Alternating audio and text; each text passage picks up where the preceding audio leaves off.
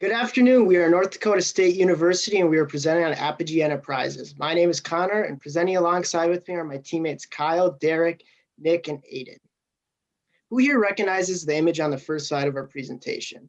There's a reason why we added it. Just like thousands of other projects across the United States and Canada, Apogee designed the windows for the One World Trade Center. Apogee is currently trading below its intrinsic value of $44.72, represents an 18.4% upside. We are currently issuing a buy recommendation based on this valuation and their strategies to vertically integrate, improve margins, and drive long-term value. Apogee operates under 4 business segments and 9 subsidiary companies. Their framing system segment provides their customers with framing solutions, finishing products, and high-performance hybrid walls for high-rise buildings. And then their glass segment fabricates high-performance glass used in the custom window and wall systems. And then their services segment handles much larger and more complex projects and assists with field installation. Combined, Apogee offers a one-stop shop for window and framing projects. And then they also have a separate segment called Large Scale Optical, which manufactures value-coated glass and acrylic products used for custom framing, museums, and can be seen in retail stores such as Michael's. In terms of the revenue breakdown, Framing Systems makes up the largest portion at 48%. With LSO representing the smallest at 6%. Although LSO represents the lowest percent of revenue, they contribute to 22% of the company's operating income. As part of Apogee's business strategy, they have acquired five key companies since 2007 to expand their product offering, geographic reach, and grow their top line revenue. Acquisition targets have historically been much smaller, allowing Apogee to leverage its proven core competencies and scale to unlock synergies within their company. With their most recent acquisition of EFCO, Apogee inherited several operational difficulties because of these shortcomings from previous management, such as their project selection and overextension of company resources, which has now all since been resolved with the new allocation of capital and talent. Initiatives and acquisitions into new geographies and product lines assist with driving growth. Since the acquisition of EFCO and Sotawall, Apogee has seen increases of more than $300 million in top-line revenue. A growing awareness for eco-friendlier and energy-efficient buildings are also drivers. An upcoming catalyst in this is the Biden administration's Green Initiative, which includes direct cash rebates, along with low-cost financing for more energy-efficient windows. Lastly, renovations and remodelings of buildings represent a substantial portion of the construction industry, which Apogee plans to capitalize on through their Apogee Renovation Initiative. In the next slide, the global window and door frames market is sized at $104 billion as of 2019. It is expected to grow at a CAGR of 5.7%. Increasing energy costs and rising awareness for green buildings are likely to offer new market opportunities. Despite the fallout from COVID-19, U.S. construction demonstrated resiliency throughout 2020 and increased by 0.9% to $1.46 trillion. Apogee's 3 main competitors are Technoglass Inc., PGT Innovations, and Masonite International. Overall, Apogee Enterprises has comparative or better return metrics and ratios when compared to their competitors. Apogee has 3 merits driving the equity's upside potential. Most prominent is management's cost-saving initiative, which has the goal of achieving $60 million saved annually, with $40 million being saved so far, which a large portion was achieved during the initial COVID cost-saving measures. Also, Apogee is transitioning a strategy from less large-scale projects to smaller to medium-sized projects that have less complexity. This is also supported by the large backlog, which indicates demand for their products. One concern we have for the business is their debt obligation, which has grown to $178 million due to the acquisitions of Sotawall and EFCO. Another concern would be the demand for Apogee's products, since it is correlated to multiple of external factors such as job growth, consumer confidence, office vacancy rates, interest rates, and material costs. One last concern for Apogee would be the new management that has been put into place. Joe Pushies has been the CEO for the last 10 years and announced his retirement.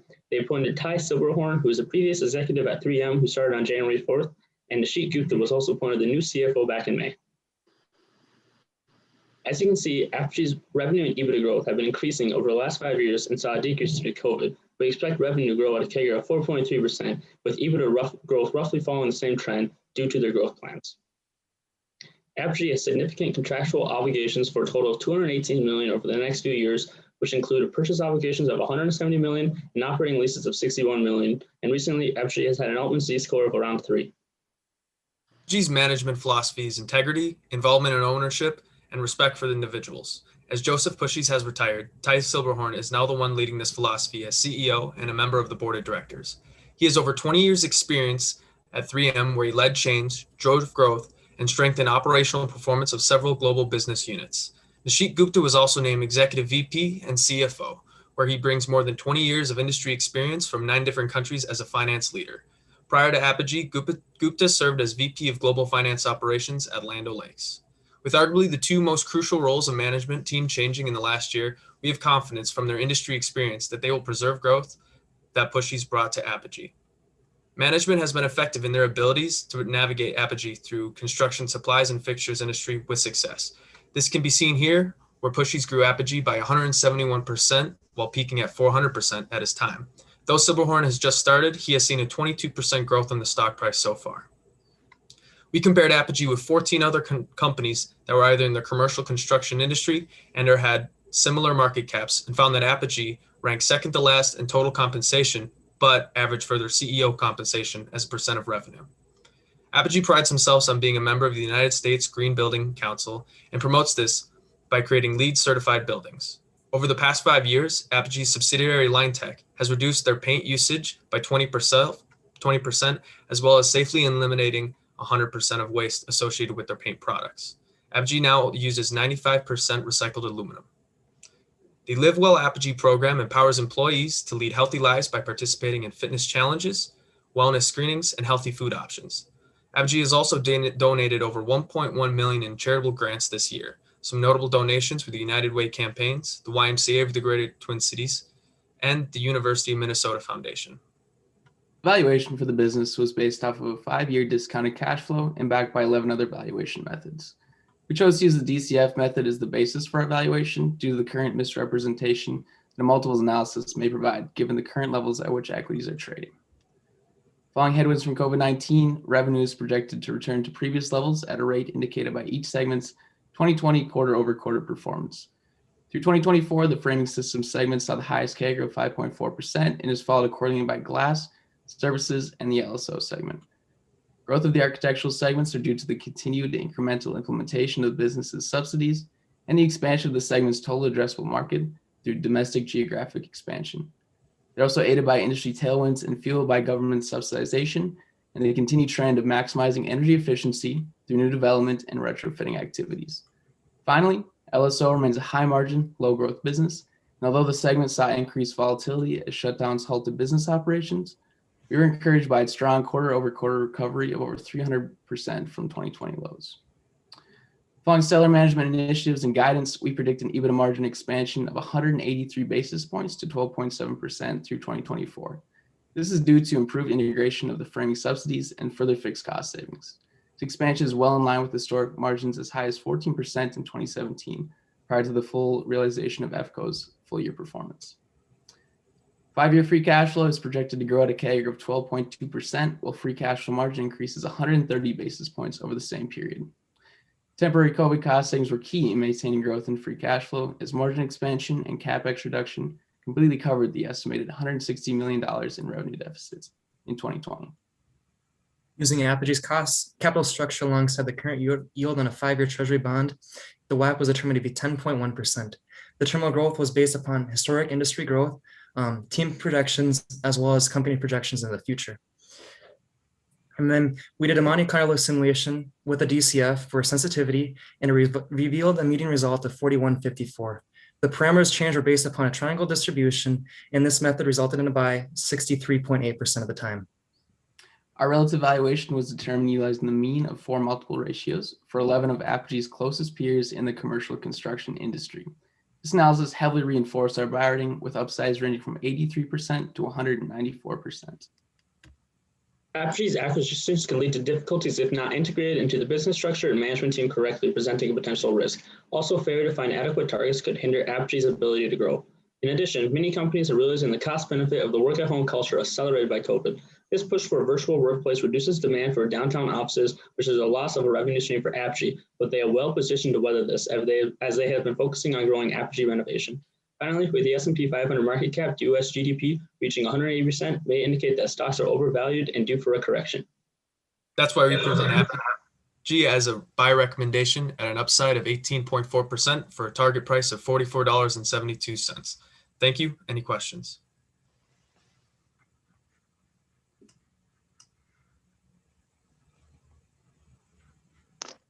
Hi, this is Jake Seltz. I thought that was a really nice presentation. Great job.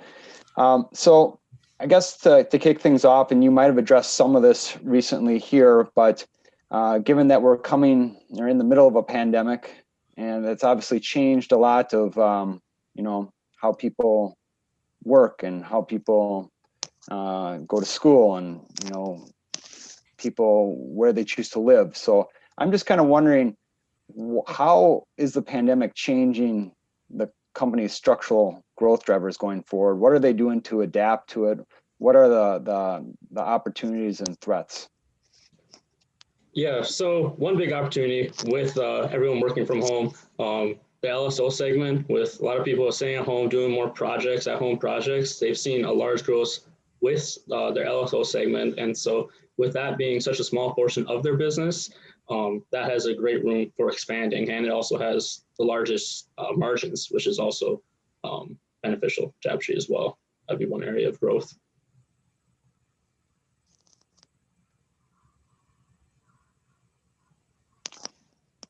Okay, thank you.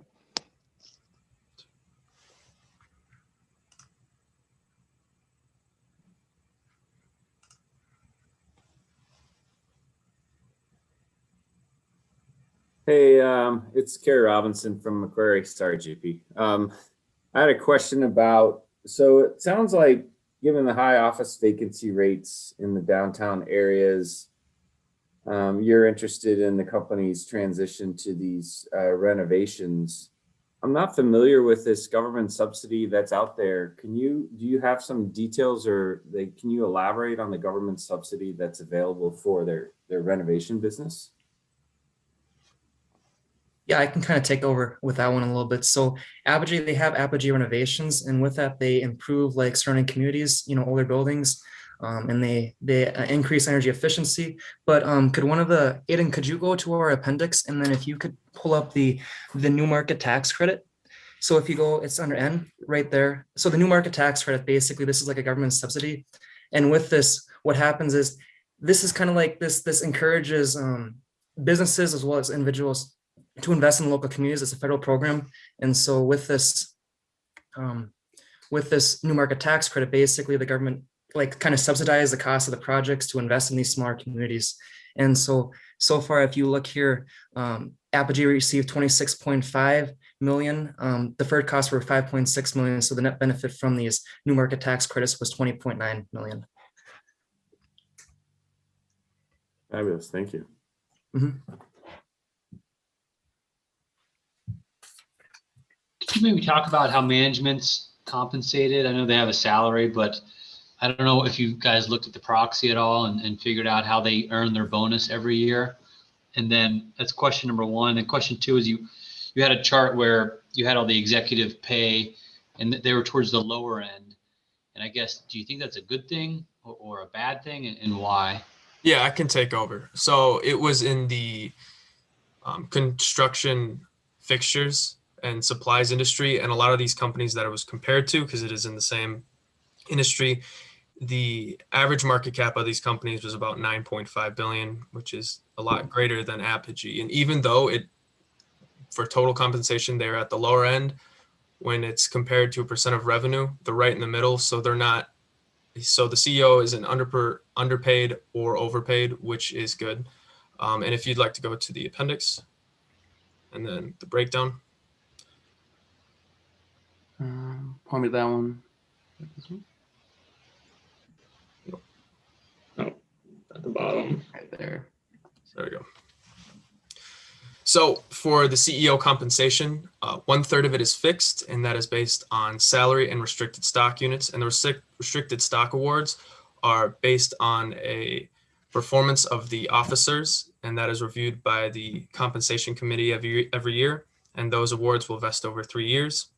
And the rest is performance-based, part of which is the CEO submits a review every year, and that can be up to 6% of his salary.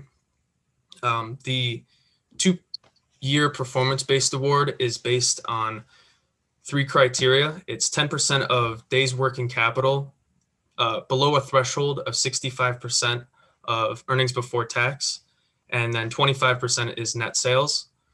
And those awards are split between 50% when it is at the beginning of their industry's cycle for the year, and then the other 50% is awarded at the end of the next. So it'll roll over and continue to roll over. Thank you. It's very good. If you were in a position to advise management as to how they should deploy their cash flow, could you tell me what are the first two things you would recommend to them? Yeah, I can take that question. So the first thing I recommend, obviously it was one of our concerns. We wanted to focus on paying down debt. And the second, just to return to shareholders, as we are implementing a buy rating, we'd like to see continued dividend increases and the continued share buyback program. And I'm going to go ahead with my second question, and that is, how is the company positioning itself to investors who are focused on ESG?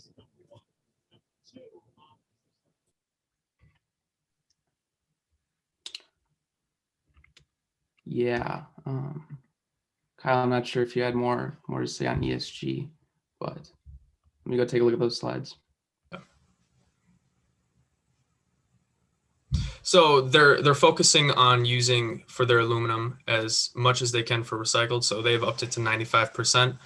They're also being involved in their communities, whether it's with Catholic charities, soup kitchens, or other events that they can get involved in their communities. So they are conscious about the environment, which is only just starting to accelerate due to the administration and the new policies they're implementing, as well as just giving back to the community, which they have been. And they have been giving back more and more every year. Thank you.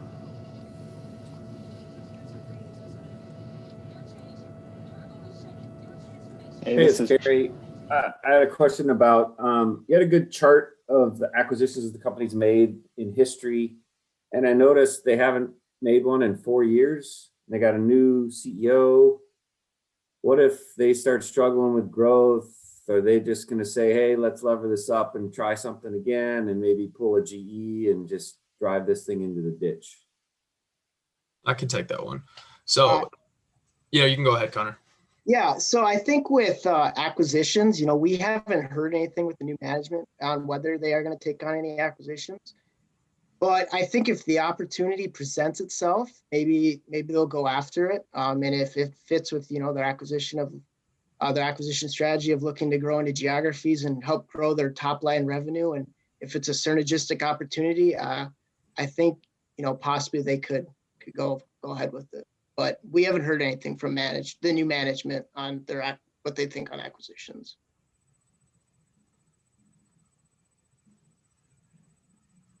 Hey guys, this is Jake again.